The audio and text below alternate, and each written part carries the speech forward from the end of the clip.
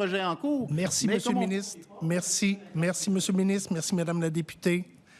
Je suis maintenant prêt à reconnaître une première intervention du deuxième groupe d'opposition, le député de Jean Lesage. Vous disposez, chers collègues, de un petit peu plus de 14 minutes. Merci beaucoup, Monsieur le Président. Merci, Monsieur le ministre, les sous-ministres, tout le monde du ministère de l'Éducation présent, tous les autres collègues également. Ça ne doit pas être évident d'être ministre de l'Éducation. J'ai beaucoup d'empathie pour les choix difficiles auxquels vous êtes confrontés dans un contexte où il y a un déficit énorme. Après, je ne vais pas entrer dans la discussion de pourquoi il y a ce déficit-là, puis évidemment, on aurait pu l'éviter, on pourrait l'éviter aussi. Mais quand arrive le moment où le ministre doit choisir quel projet d'agrandissement ou de nouvelle école il faut prioriser, ça doit être tout un casse-tête et ça ne doit pas être évident. Quand on regarde la liste des choses qui sont au PQI, là, dans la section en réalisation ou en service, puis qu'on sort, par exemple, les codes postaux de ces projets-là et qu'on regarde dans quelle circonscription elles se trouvent, on arrive à des résultats qui sont très étonnants, Monsieur le Président.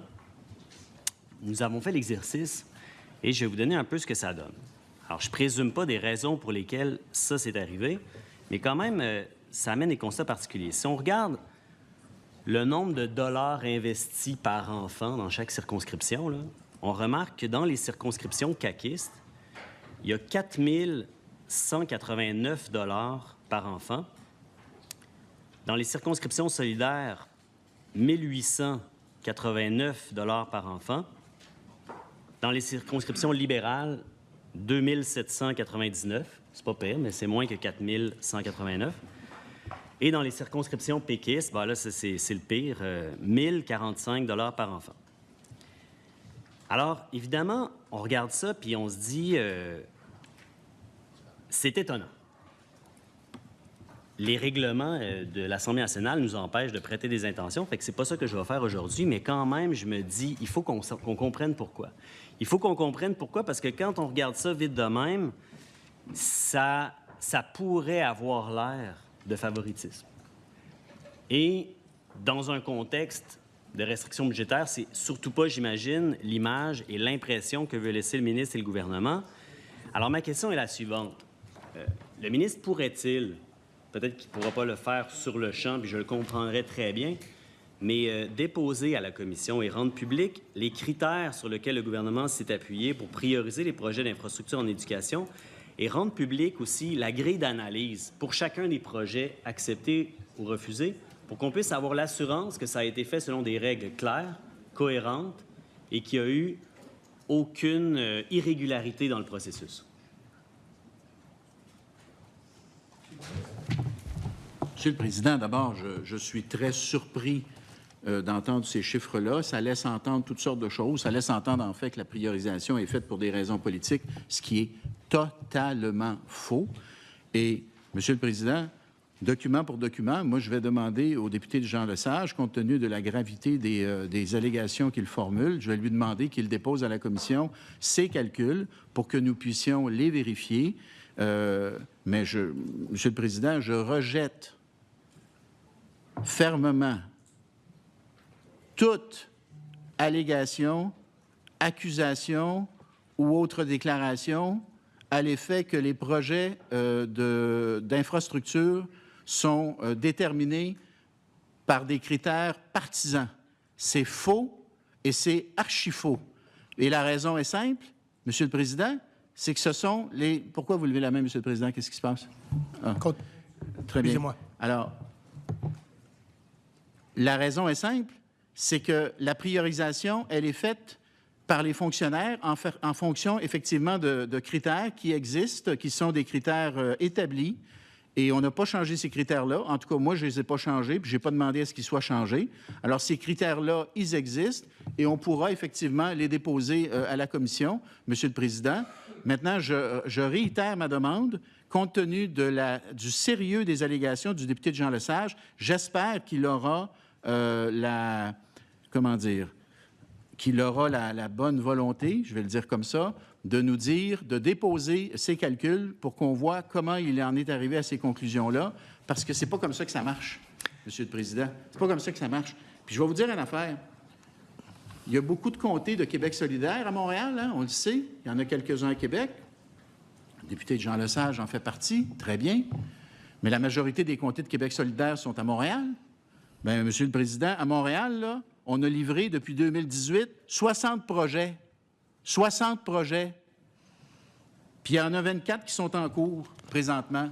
Alors, je ne sais pas quel pourcentage ça représente, parce que je ne les fais pas, les pourcentages, moi. Merci, Monsieur le ministre. Pour notre bonne gouverne, donc, je comprends que vous allez déposer un document en bonne et due forme. Sur les critères. Sur les critères, et que notre collègue de Jean Lesage déposera sa liste. Bien, moi, je m'engage document pour document, là, à partir du moment où vous nous donnez la liste des critères pour chaque projet qui explique selon quels critères il a été refusé d'accepter. Je vais, avec grand plaisir, vous montrer les calculs qu'on a faits, qui ont été faits à partir des données du PQI. Un dépôt en bonne et due forme ou transmettre Monsieur une le liste? Président, l'engagement que j'ai pris, c'est de déposer les critères en vertu desquels les projets sont priorisés. C'est l'engagement que j'ai pris. Je n'ai pas dit qu'on allait donner l'argumentaire pour chacun des projets. Voyons donc, là, on a autre chose à faire que de prendre les 300 ou 400 projets qui nous sont soumis puis d'arriver avec... voyons donc, ça n'a pas de bon sens. Je réitère qu'on va déposer les critères.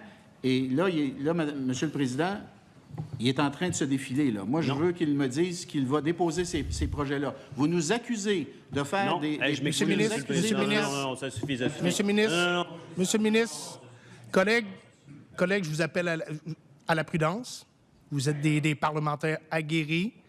Je vous appelle à la prudence pour la suite des choses. Et puis, j'aimerais qu'on réponde clairement à la question. Est-ce que vous allez vous engager à déposer la liste? Tout simplement. Je vais demander peut-être pour le reste de l'échange qu'on passe par vous, Monsieur le Président, incluant Monsieur le ministre. Alors, Monsieur le Président, vous regarderez, j'invite tout le monde à regarder le verbatim de ce qui s'est passé jusqu'ici, là. Il n'y a eu aucune accusation. Et moi, je veux croire sur parole le ministre.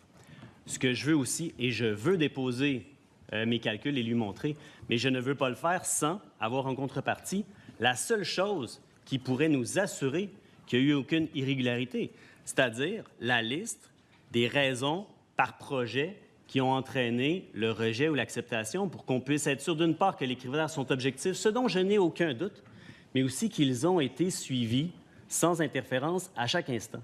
Et savez-vous pourquoi je le fais? Je le demande parce que la population du Québec, elle mérite ça.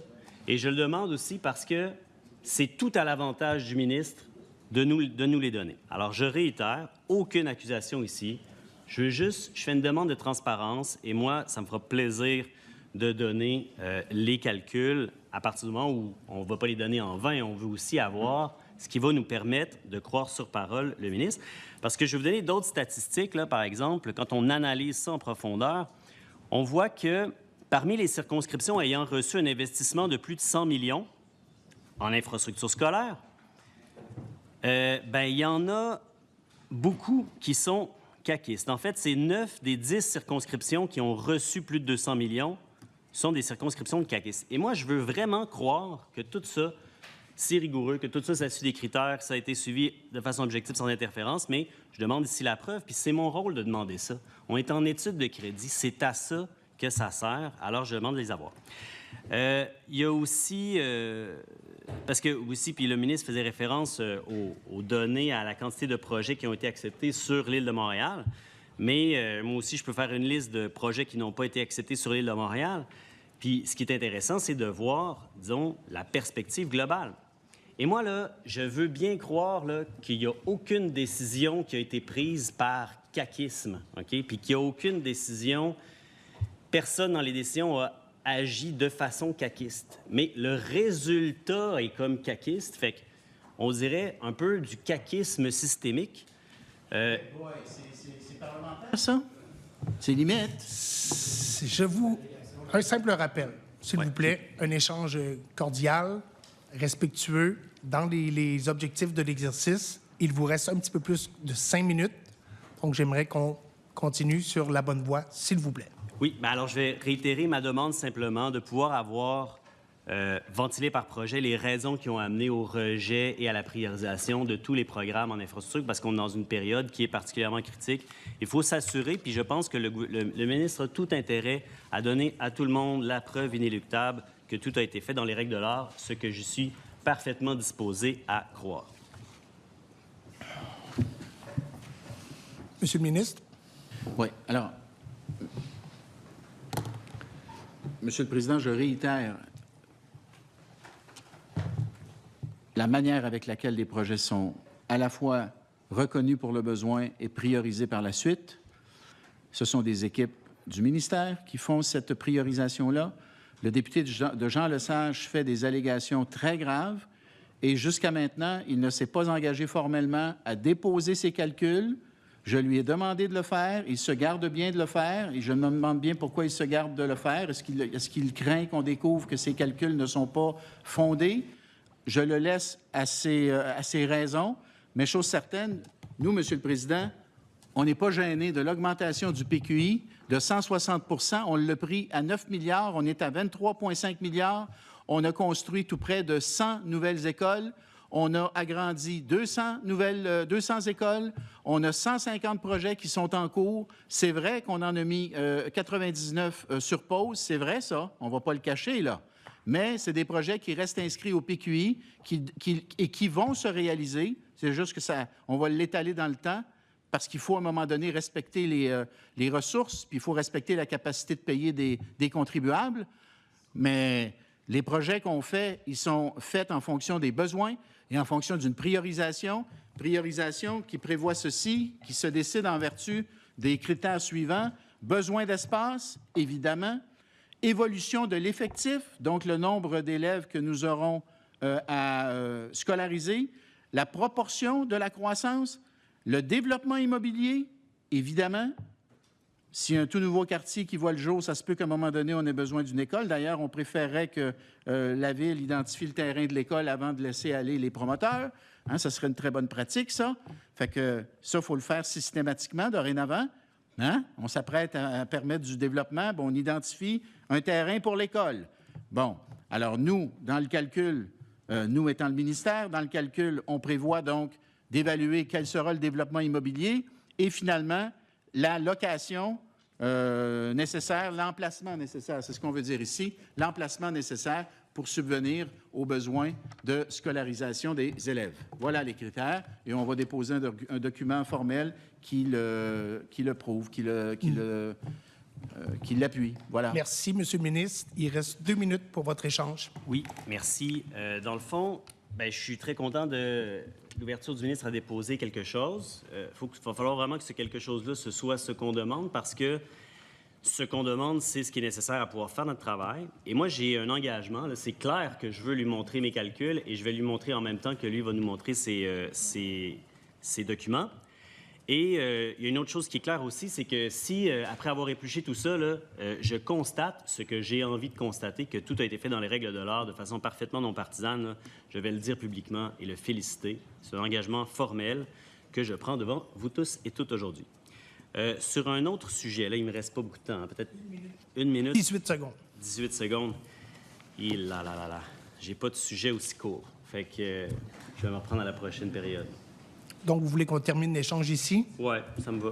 Merci beaucoup, Monsieur le député. Je suis maintenant prêt. Oui. Allez-y, Monsieur le ministre. Le ministère de l'Éducation ne priorise pas les projets d'infrastructure en fonction des comtés. Monsieur le ministre. Je veux que ce soit bien clair, là. C'est entendu. Si vous voulez, on pourra donner la parole aux fonctionnaires. Ça ne me dérange pas, moi, là. Je trouve ça grave, ce qu'il vient de dire, là. Est-ce que vous désirez céder la parole à un de vos fonctionnaires? Il nous reste plus de temps, mais s'il veut me relancer là-dessus tout à l'heure, ça va me faire plaisir de céder la parole à Mme la sous-ministre ici, qui va venir appuyer mes dires, là, à l'effet qu'on ne fait pas de politique avec le choix des écoles, là. Voyons donc. On a 3 000 écoles au Québec, là. Merci. Merci, Monsieur le ministre, c'est entendu.